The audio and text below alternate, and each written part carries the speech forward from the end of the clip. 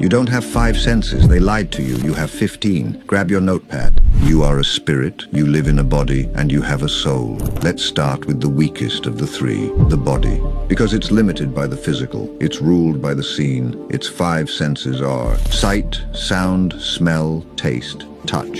Basic, surface level. You already know those. Now let's talk soul. This is where reprogramming starts. Your mind, what you think, your will, your drive to act, your emotions, what you feel, your affections, who you feel it for, and your imagination, your ability to see what isn't visible yet.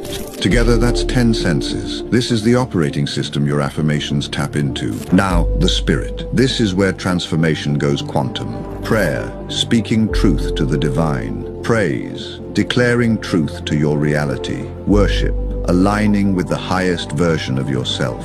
Faith, belief beyond evidence.